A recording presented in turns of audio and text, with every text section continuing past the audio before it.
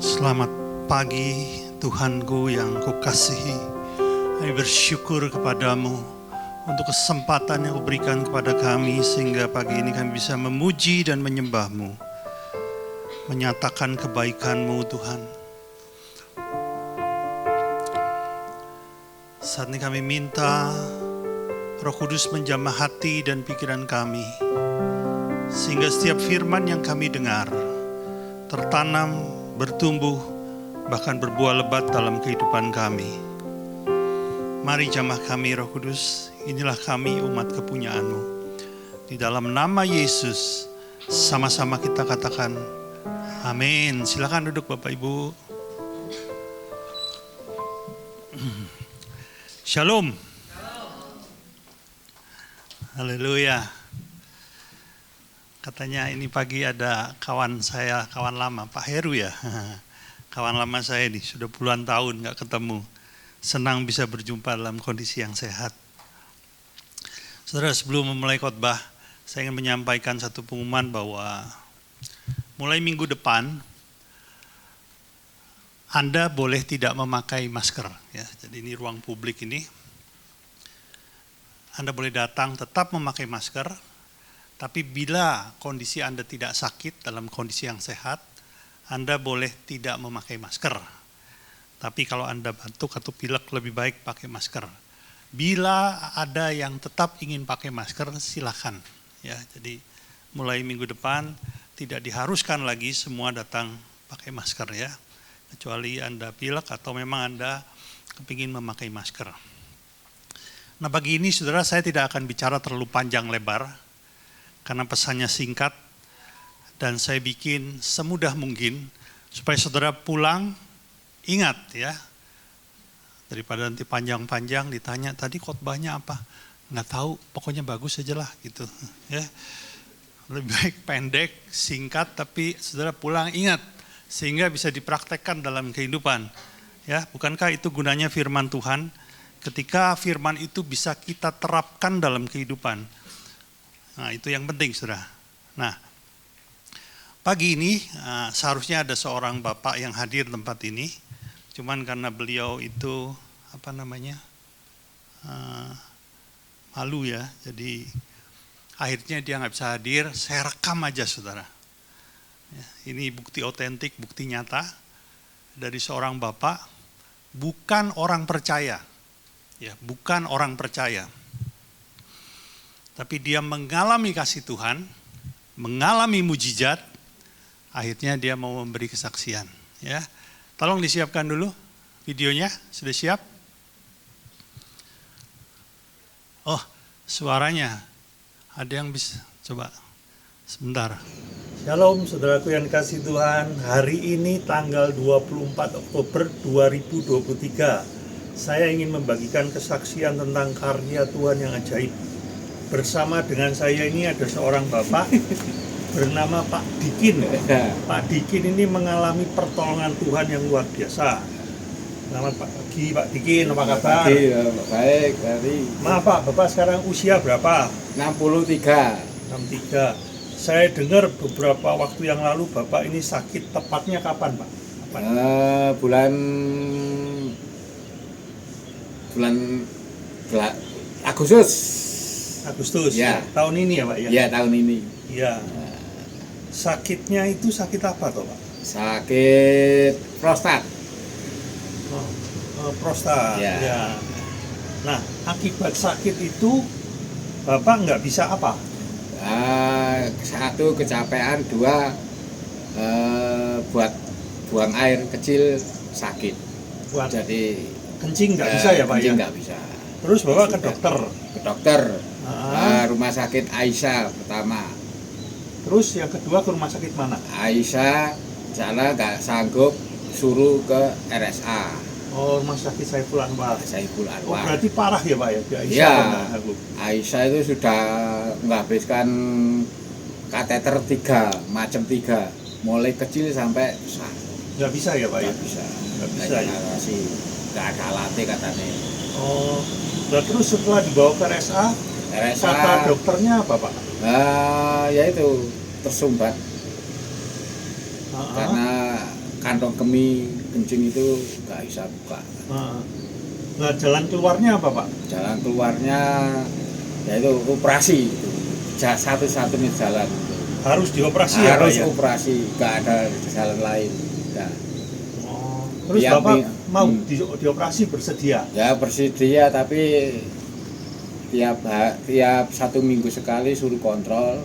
Nanti sudah 3 kali kontrol dioperasi, tapi saya 1 kontrol terus ke RST itu. Jadi akhirnya Bapak ini tidak dioperasi ya?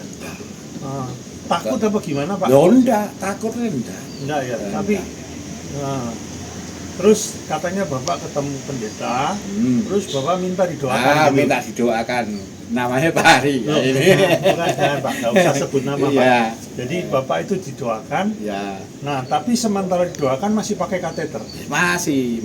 Jadi nggak bisa kencing tanpa kateter ya Pak? Kateter. Nah, akhirnya Pak, Bapak itu jadi dioperasi apa enggak? Enggak jadi dioperasi. Jadi di RST itu cuma yaitu dipasang kateter lagi yang baru, tapi nunggu 1 minggu lagi, terus maunya dioperasi, tapi ini sementara diteropong dulu yang mana yang kepastiannya yang bersumber. Terus akhirnya gimana Pak? Sampai Bapak itu nggak batal operasi itu akhirnya bagaimana? Ya berusaha lah, ya satu. Akhirnya apa minta dilepas gitu kateternya? Nah, tapi untuk sementara saya nggak dilepas dulu. Saya coba, saya coba kalau bisa saya itu berusaha gimana nomor 1 itu minta kepada Tuhan. Betul Pak. Nah terus waktu Bapak minta ke dokter untuk dilepas kateternya, dokternya berani Pak? Nah, sebenarnya nggak berani, tapi saya itu maksa. Tapi saya coba, yang maksa Bapak? Tapi saya coba di rumah itu sampai 1 minggu, 2 minggu kok bisa. Terus ya itu minta dilepas aja wis. Lah setelah dilepas Pak, kencingnya lancar? Lancar ya? Nah ini lepas kateter sampai hari ini sudah berapa lama Pak? Nah, ini sudah 1 bulan lebih loh. Lebih ya? 1 bulan lebih? Iya. Nggak ada masalah ya Pak ya? Nggak ada. Kencing normal? Ya normal.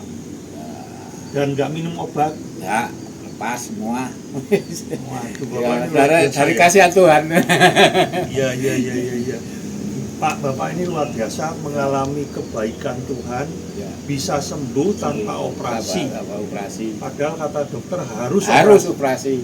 Lihat fotonya itu harus operasi, memang nggak ada jalan lain. Iya. Makasih Pak. Ya, ceritanya luar biasa. Tuhan memberkati ya Pak ya. Alhamdulillah. Terima kasih Pak Dikin. Sehat terus. Oke, mudah-mudahan saudara bisa mengerti jalan pembicaraannya karena ya beliau kadang-kadang jawabnya loncat sana loncat sini ya. Nah itu menurut keterangan beliau. Nah puji Tuhan hari ini ada rekan kita Dr. Mia. Dr. Mia boleh maju ke depan. Dr. Mia ini spesialis anestesi. Beliau pernah praktek di Australia, sekarang ada di Indonesia, ada di Kota Malang. Kan? Ya, oke, ya, ada di sini. Kenapa beliau ini saya minta maju ke depan? Karena sebetulnya yang menangani Pak Dikin, urolognya adalah rekan kerja dari Dr. Mia. Jadi kebetulan Dr. Mia itu tahu persis hasil diagnosa secara medis ya. Nah, saya panggil ke depan supaya Dr. Mia ini bisa memberikan penjelasan sebetulnya yang dialami Pak Dikin ini penyakit apa, seberapa parah, dan harusnya secara medis solusinya bagaimana gitu ya. Nah, saya mau tanya Dr. Mia, sebetulnya penyakitnya Pak Dikin ini diagnosanya apa? Struktura uretra, artinya penyempitan daripada uretra. Uretra itu saluran yang mengeluarkan air kencing dari kandung kemih keluar. Pada laki-laki ada di dalam genitalianya. Ya. Nah itu sampai seberapa parah kondisi Pak Dikin ini menurut diagnosanya dokter pada waktu itu? Waktu itu Pak Dikin obstruksi total, artinya tersumbat total sampai waktu mau di uretroskop atau di teropong itu alatnya nggak bisa masuk. Dan untuk mengeluarkan air kencingnya itu harus dipasang kateter, tapi kateternya dipasang dari dinding perut langsung ke kandung kemih. Jadi kan kalau biasanya di normal kateter melalui genitalia, ini melalui dinding perut. Oh, jadi dilubangi Ya. gitu ya? Wow. Iya. Lalu dengan hasil diagnosa seperti itu, sebetulnya dokter memberikan jalan keluar seperti apa itu? Harusnya ya? Pak Dikin harus dioperasi, operasinya ini operasi kompleks bertahap, harus transplantasi uretra. Oh, nggak bisa sekali selesai berarti ya? Tidak.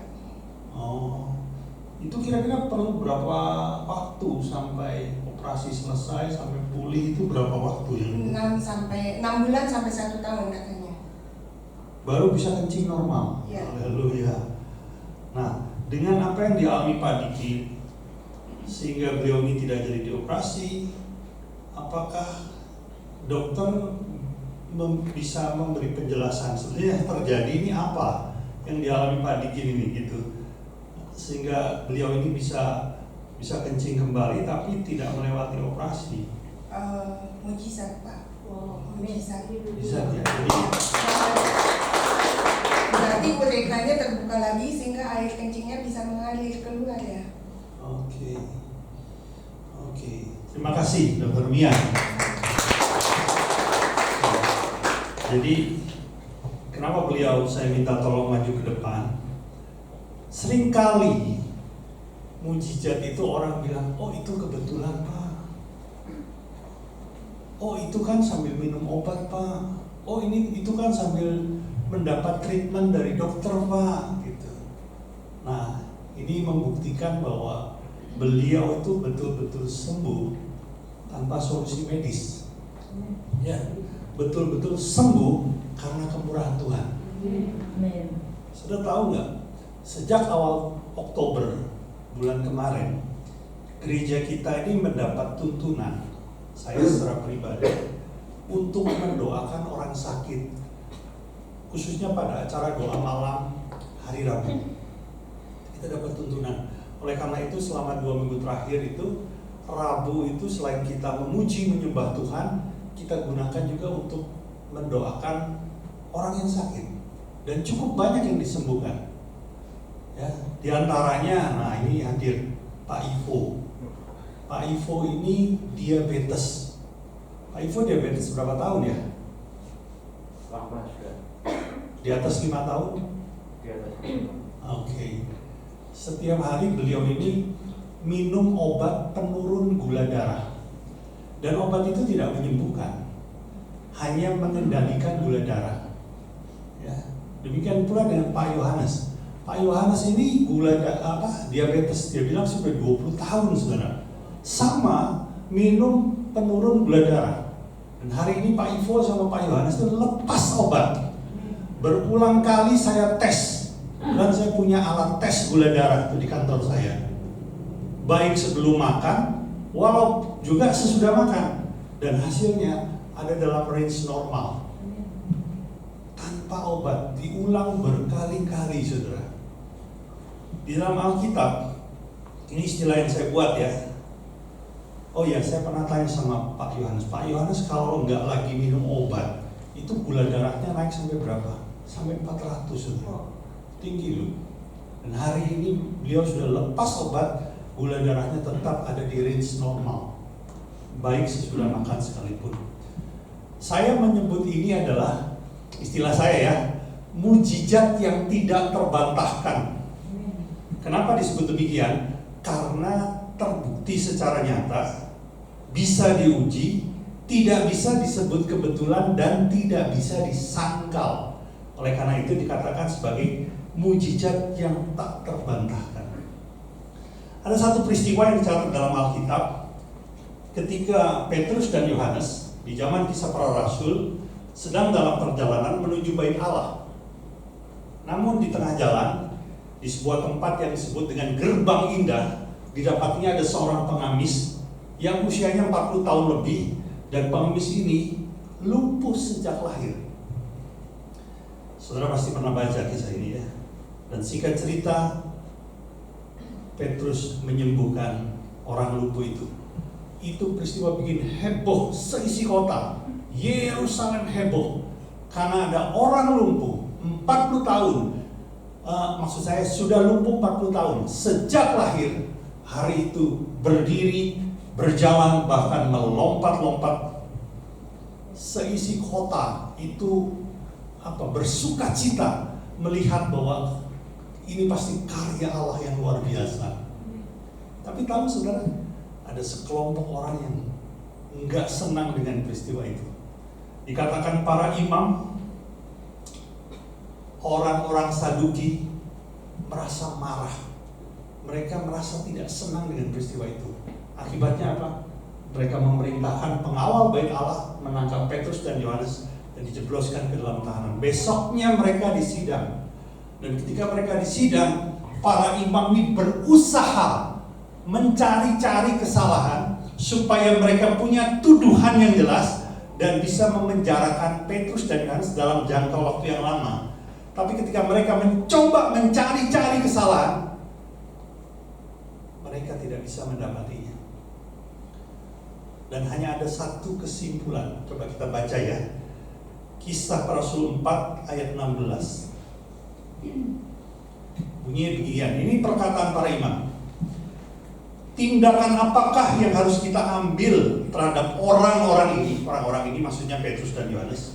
Sebab telah nyata kepada semua penduduk Yerusalem bahwa mereka ini Petrus dan Yohanes telah mengadakan suatu, perhatikan, mujizat yang menyolok dan kita tidak dapat menyangkalnya.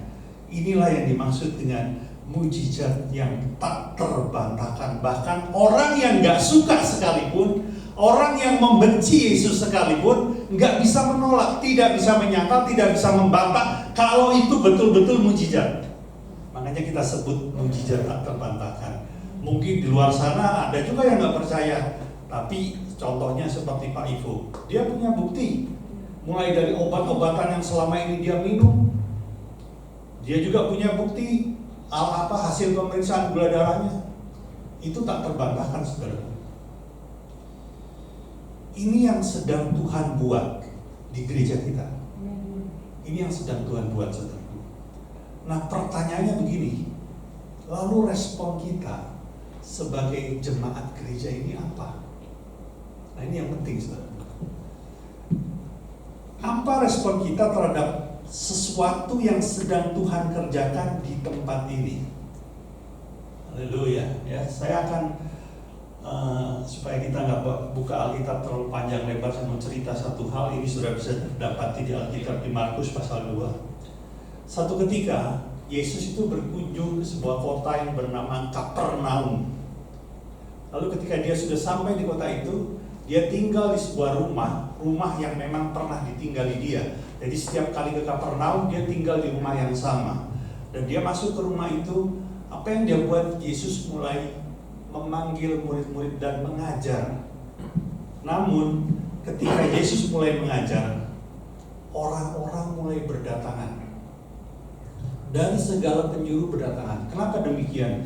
Karena Yesus sudah terkenal sebagai miracle maker, pembuat mujizat. Jadi orang-orang mulai berdatangan, entah mereka karena memang ingin dengan pengajarannya, atau mereka memang punya kebutuhan tersendiri. Yang pasti Alkitab mencatat bahwa rumah di tempat di mana Yesus mengajar penuh sesak. Bahkan dikatakan, bahkan di depan pintu sekalipun tidak ada tempat lagi. Jadi sampai halaman penuh, saudara. Kalau saudara boleh bilang di ruangan ini penuh, bahkan sampai halaman di depan itu juga penuh orang gitu loh. Itu yang terjadi. Nah, ketika Yesus mengajar, lalu datang 4 orang menggotong seorang yang lumpuh. Saudara pasti pernah baca ini ya. Datanglah 4 orang menggotong seorang yang lumpuh. Tapi karena 4 orang ini datang terlambat, tempat itu sudah terlalu penuh. Bahkan masuk Mau masuk ke rumah itu udah nggak mungkin, karena pintunya sudah dipenuhi dengan manusia. Coba kita baca aja ya.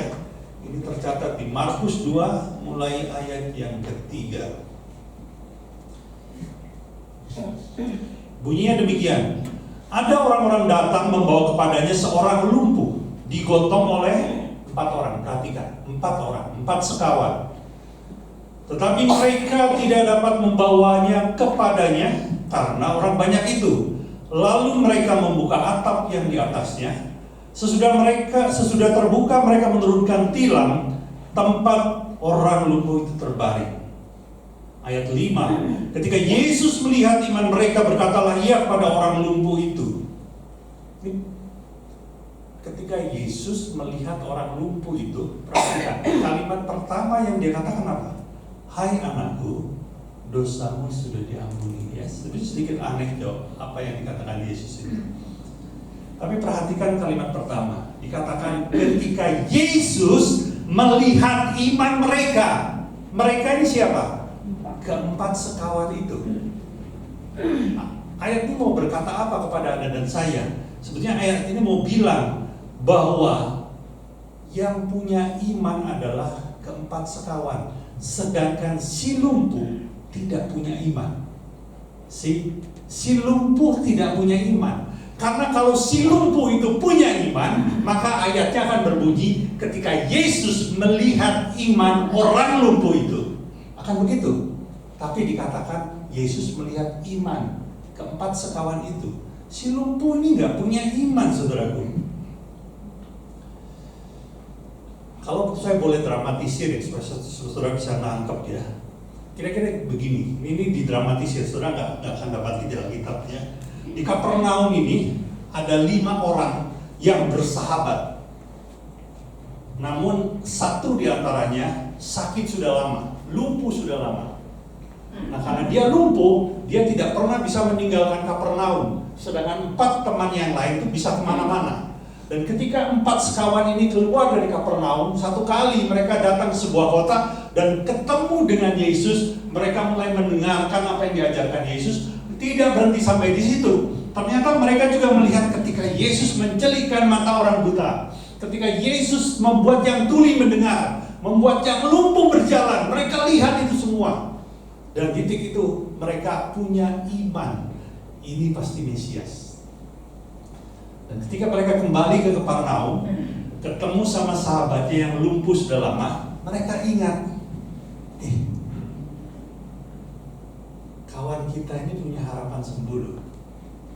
Lalu dia, ayo kita mampir yuk ke rumah si lumpuh. Ketika mereka masuk ke rumah itu, hari ini kami dapat kabar ada seorang rabi ya, namanya Yeshua HaMashiach, Yesus Kristus datang ke kota kita. Kami mau bawa engkau ketemu dengan dia. Terus yang lumpuh bilang begini, karena yang lumpuh kan nggak pernah kemana-mana ya. Ngapain ke sono?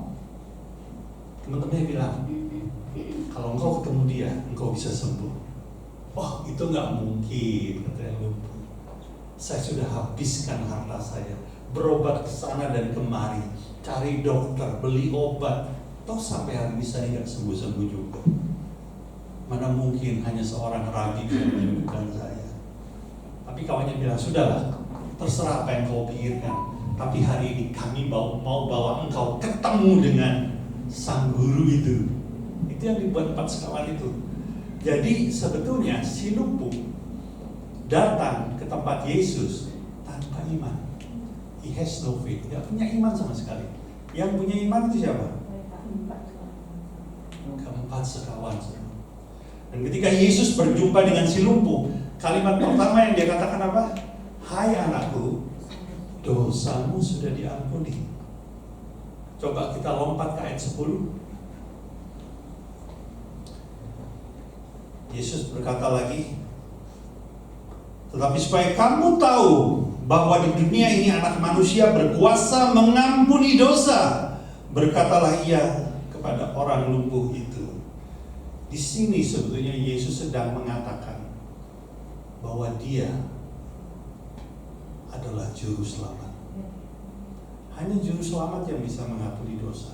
bahwa dia adalah Allah itu sendiri. Karena pribadi yang bisa mengampuni dosa itu pasti Allah itu sendiri. Baru setelah itu ayat 11, mari kita lihat. Kepadamu kukatakan, bangunlah, angkatlah tempat tidurmu dan pulanglah ke rumahmu. Ayat 12, dan orang itu pun bangun, segera mengangkat tempat tidurnya dan pergi keluar di hadapan orang-orang itu, sehingga mereka semua takjub lalu memuliakan Allah, katanya, yang begini belum pernah kita lihat. Perhatikan saudaraku, sebetulnya ada dua hal yang dialami oleh orang itu.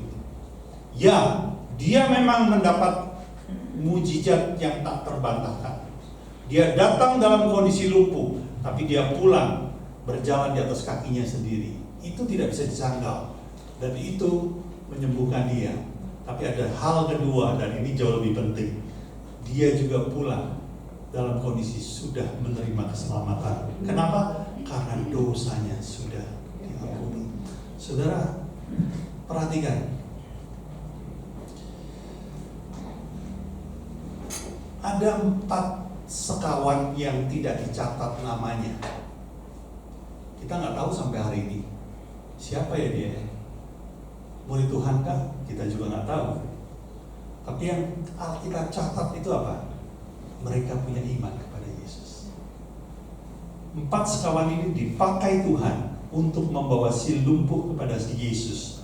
Dan oleh karena perbuatan 4 sekawan ini, maka hari itu si lumpuh sembuh, tapi bukan hanya sembuh, dia juga menerima keselamatan. Sekali lagi, namanya tidak tercatat dalam Alkitab, dan saudara jangan coba cari nama dia di buku manapun, karena pasti nggak ada, saudaraku. Tapi ada satu hal yang saya percaya, nama mereka pasti tercatat di surga. Kenapa? Karena mereka membawa jiwa untuk bertemu dengan Yesus. Saya cuma sebut dengan satu istilah saja. Mereka adalah pembawa jiwa. Coba katakan pembawa jiwa. 1, 2, 3. Haleluya. Saudara, saya mau tanya kepada Anda dan saya. Kepada Anda maksudnya. Apakah engkau percaya yang menyembuhkan Pak Ivo dari diabetesnya itu adalah Tuhan Yesus? Amin. Bukan saya dan bukan gereja ini. Amin. Apakah saudara percaya yang menyembuhkan Pak Yohanes dari diabetesnya adalah Tuhan Yesus? Amin. Apakah saudara percaya yang menyembuhkan Pak Dikin itu juga Tuhan Yesus? Amin. Sekali lagi, bukan manusia dan bukan gereja ini. Lalu pertanyaannya, kalau saudara percaya, apa respon saudara? Pesan Tuhan hari ini sebenarnya sederhana sekali. Maukah saudara menjadi pembawa jiwa? Seperti yang dilakukan oleh keempat sekawan di Kapernaum. Anda semua punya iman loh, sama seperti keempat sekawan itu. Saya mengajak kita semua punya respon yang sama. Bawa yang tidak punya iman untuk berjumpa dengan Yesus. Bawa temanmu yang sakit, tetanggamu yang sakit, atau siapapun mereka yang tidak punya iman untuk berjumpa dengan Yesus. Kali ini Tuhan sedang melakukan mujizat di gereja kita. Ajak mereka hari Rabu malam hadir di tempat ini. Bukan untuk berjumpa dengan saya, tapi untuk berjumpa dengan Tuhan. Saudara, kalau saya bilang begini, bukan berarti saya bilang bahwa di gereja lain Tuhan tidak buat mujizat. Oh enggak, saudara. Saya percaya Tuhan juga buat mujizat di gereja-gereja lain. Tapi yang saya mau mengajak adalah kita punya respon yang berbeda. Kalau di gereja lain ketika Tuhan buat mujizat, mungkin orang-orang di sana hanya berkata, ya Tuhanku memang ajaib. Mungkin hanya berkata, yes Tuhan dahsyat. Yes, He is a miracle maker. Okay. Tapi kita mau buat lebih daripada itu. Kita mau pakai kesempatan ini untuk membawa jiwa-jiwa berjumpa dengan Tuhan. Dan Dan tolong jangan diartikan saya sedang mencoba memindahkan gereja, memindahkan jemaat dari gereja lain pindah ke gereja kita. No. Silahkan mereka ke gereja manapun yang mereka mau. Yang kita mau buat adalah mereka berjumpa dengan Tuhan. Oleh karena itu kita nggak lakukan di hari Minggu, kita lakukan di hari Rabu, saudara. Maukah Anda menjadi pembawa jiwa? Amin. Haleluya. Sederhana sekali. Cukup katakan kepada mereka, di sana engkau bisa sembuh. Ya, tidak ada yang diminta. Bahkan hari Rabu kolektor pun juga nggak ada, saudara ya. Yang perlu hanya hadir dengan hati yang benar.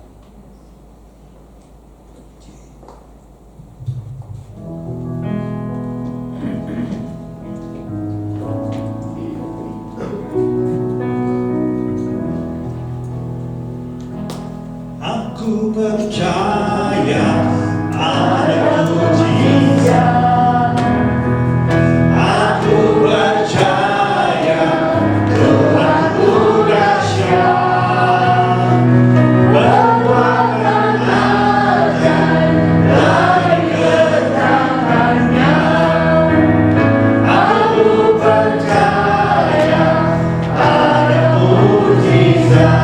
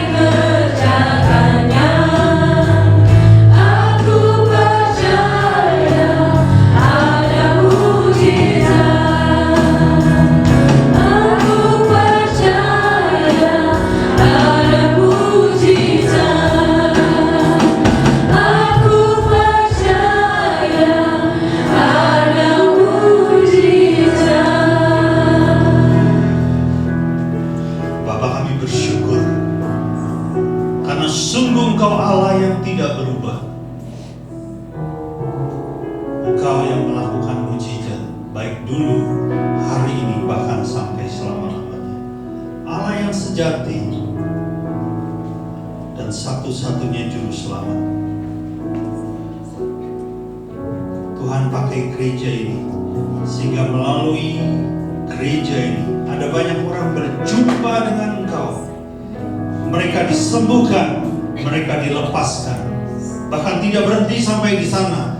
Mereka juga mengalami pertobatan, mengalami perubahan hidup, dan mereka meninggalkan jalan-jalan hidupnya yang salah.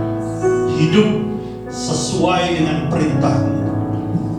Haleluya Tuhan. Pakai tempat ini Tuhan. Pakai semua fasilitas yang ada. Pakai semua hamba-Mu. Terima kasih Bapa. Kami percaya kemuliaan yang lebih besar lagi akan Kau nyatakan pada setiap kami di tempat ini. Tidak ada satu manusia pun yang layak ditinggikan kecuali Yesus Kristus saja. Terima kasih Bapa untuk firman di dalam nama Yesus. Amin. Sebentar kita akan menerima perjamuan kudus, saudara yang dikasihi Tuhan. Saya mau mengajak kita untuk mengambil waktu sejenak untuk kita merenungkan agar kita menerima perjamuan kudus di dalam kondisi yang layak.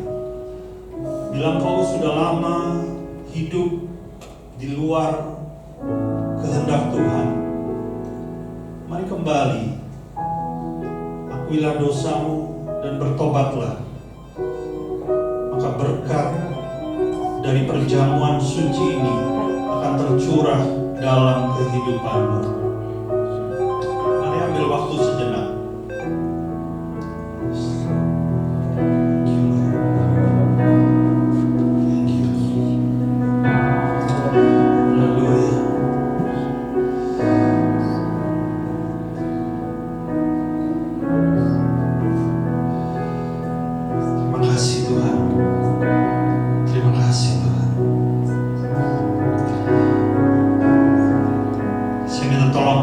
Tuhan bisa membagikan anggur dan roti.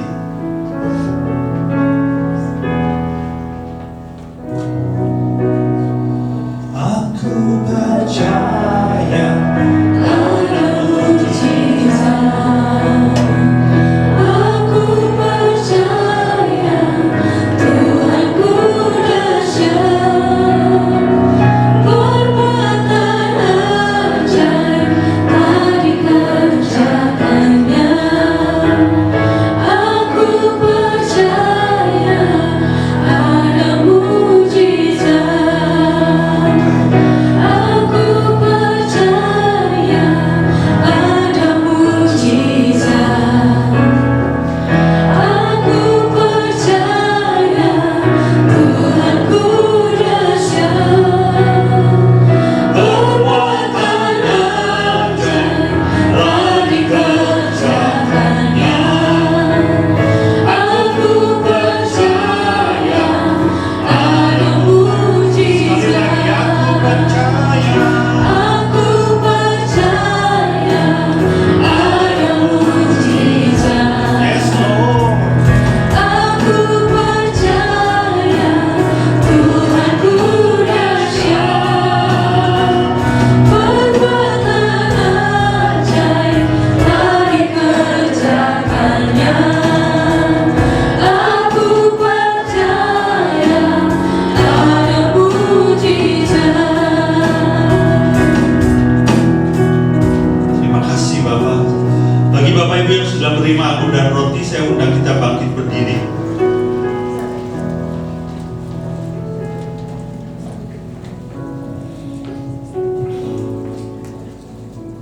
Mari kita angkat roti di atas kepala kita.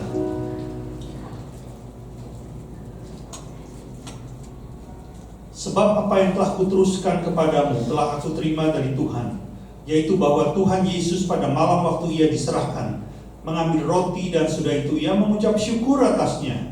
Ia memecah-mecahnya dan berkata, inilah tubuhku yang diserahkan bagi kamu. Perbuatlah ini menjadi peringatan akan aku.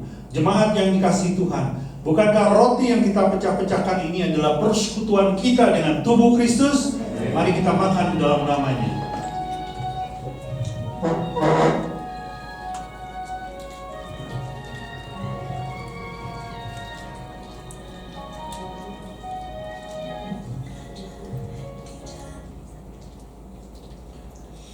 Mari kita angkat cawan di atas kepala kita.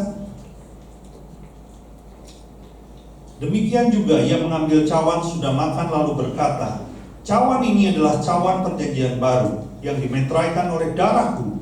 Perbuatlah ini setiap kali engkau meminumnya menjadi peringatan akan aku. Bukankah cawan pengucapan syukur yang atasnya kita ucapkan syukur adalah persekutuan kita dengan darah Kristus? Mari kita minum dalam nama. Aku percaya Ada mujizat.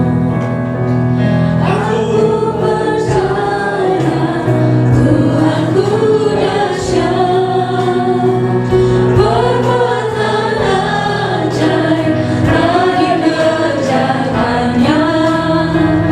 Aku percaya ada mujizat.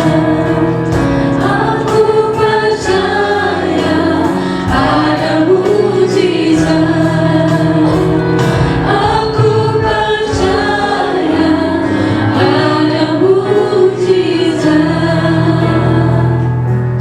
Menurut Bapak Ibu, Bapak di surga, kami bersyukur buat perjamuan kudus ini. Segala pujian, hormat, dan kemuliaan hanya bagi-Mu. Di dalam nama Yesus, sama-sama kita katakan amin. Kita akan mendengarkan pengumuman.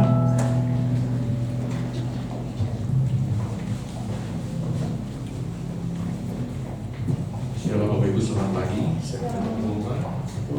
Bagi saudara yang ingin memberikan persembahan, bisa dilakukannya setelah ibadah selesai dengan cara memesan amplop di kotak persembahan. Ibadah online dapat diakses dan linknya akan diinformasikan di grup Telegram sekitar jam 2 siang. Untuk membangun kemenangan Tuhan, gereja mengajak seluruh jemaat untuk menyembah Tuhan di rumah masing-masing. Setiap jam 8 malam, saudara bisa mengajak seluruh anggota keluarga untuk terlibat dalam perjumpaan tersebut. Doa malam diadakan sedang hari Rabu jam 7 malam, dimohon kehadirannya 15 menit sebelumnya. Dan pas Alkitab kembali diadakan pada hari Kamis jam 7 malam dan juga diminta kehadirannya 15 menit sebelumnya.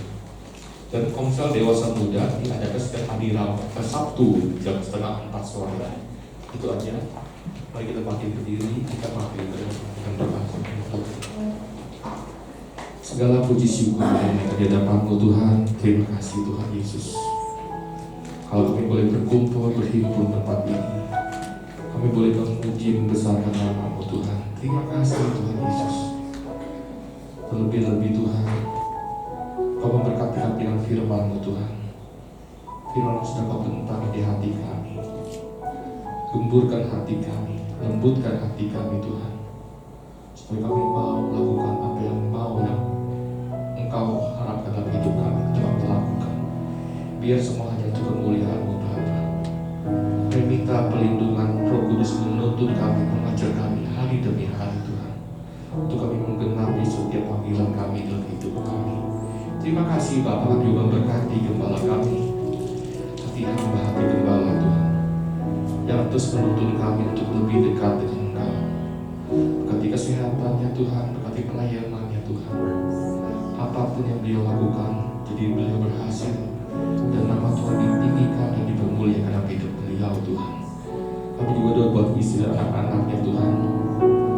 Terima kasih Bapa, kalau kami boleh mainin Engkau, waktu WL, singer, pemain musik yang terlibat dalam ibadah ini Tuhan. Kami bersyukur kami boleh mainin Engkau Tuhan. Beri kami hati lebih murni, lebih tulus lagi Tuhan, untuk mengasihi Engkau dan mainin Engkau Tuhan. Terima kasih Tuhan Yesus. Kami juga berdoa untuk seluruh jemaat tempat ini Tuhan. Kau memberkati keluarga lepas keluarga, pekerjaan, studi mereka Kau berkati Tuhan. Apa saja yang dia perbuatnya, jadi dia berhasil Tuhan, dan nama Tuhan ditinggikan dalam hidup mereka. Kami juga bawa persembahan kami ke dalam tangan-Mu. Pakailah semua ini hanya untuk kemuliaan nama-Mu, untuk memperlebar kerajaan-Mu di muka bumi ini Tuhan. Kau berkati seluruh umat-Mu tempat ini. Kami juga bawa bangsa kami ke dalam tangan-Mu. Kami mengasihi bangsa kami Tuhan. Ampunilah Tuhan setiap kekerasan hati bangsa ini. Biarlah hujan pertobatan, hujan keselamatan selalu ada di bangsa ini Tuhan. Juga memberkati pemimpin kami, Pak Jokowi Tuhan. Beri dia hikmat-Mu Tuhan untuk memimpin bangsa ini. Biar apapun yang beliau putuskan semata-mata hanya untuk mensejahterakan kemajuan bangsa kami Tuhan. Berkati istri, berkati pemerintahan di pusat dan di daerah Tuhan. Berkatilah mereka semua. Beri mereka hati yang takut akan Engkau Tuhan. Terima kasih Bapa, sebelum kami pulang, kami rindu Kau memberkati kami. Mari jemaat yang kasih Tuhan, kita angkat tangan kita. Diberkatilah Engkau berlimpah-limpah dengan segala yang terbaik dari Allah Bapa, kasih-Nya yang sempurna dalam Yesus Kristus, serta kekuatan, pertolongan dan penghiburan dari Roh Kudus memampukan Engkau untuk hidup di dalam segenap kehendak Allah. Kita yang sudah menerima semuanya itu sama-sama kita katakan